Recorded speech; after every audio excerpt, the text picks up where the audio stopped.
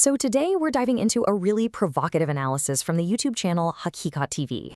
It maps out a very specific and, pretty controversial vision for the future of the Middle East. Now, our goal here isn't to say if this is right or wrong, but to really understand the argument they're making. So let's get into it. Okay, so the whole thing really kicks off with this quote, which the source says comes from Iran's foreign minister. I mean, this is incredibly blunt. It's presented as a direct, no-nonsense warning meant to send a shockwave across the entire region. All right, so you have to ask, right? Why such a heavy prediction? What's the thinking behind a statement like that? Well, the source video actually builds a very specific case to explain it, and that's exactly what we're going to break down piece by piece. Okay, so first up, a stark warning issued. The analysis really begins with the warning itself, and it argues this wasn't just some random statement, It was aimed at very specific people. The real question is, who? Now, this is where it gets interesting. According to the source, sure, the warning was for all Muslim and Arab nations, but it really zeroed in on the Gulf countries. The analysis even makes a special point to mention Qatar, suggesting they are in a particularly tricky spot. So what is the huge threat that supposedly makes such a dramatic warning necessary? Well, according to Hakikat TV, their entire argument boils down to this one, very controversial idea, the so-called Greater Israel Plan. You see, the way they frame it, the conflicts we're seeing now aren't the final chapter. They're just a step in a much bigger, long-term plan to expand.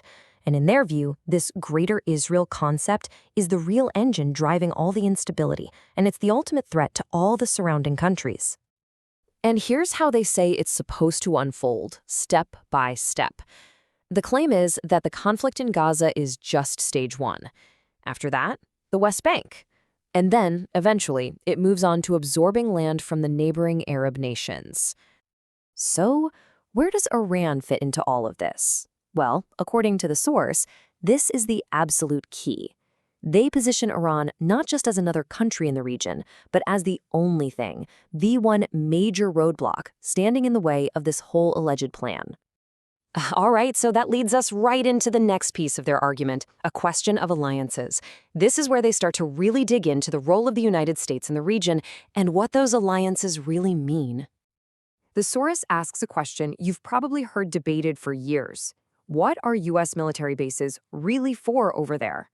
For a long, long time, the official line has been that they're there for defense, right? Mostly against Iran.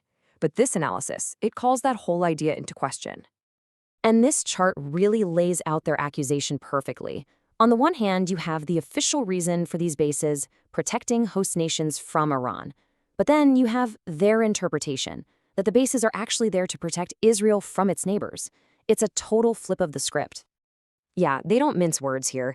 The source basically says, look, you've handed over military real estate to Israel's #1 ally, America.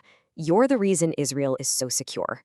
The implication is that this safety for Israel might just come at their own expense. And this idea of dependency is where they draw a really sharp contrast. On one side, they paint a picture of Iran as tough, self-sufficient with its own missile tech and not needing Western money. But on the other side, they describe its neighbors as totally unprepared for a real fight, completely reliant on the U.S. for security, a security system that they argue would never, ever be turned against Israel.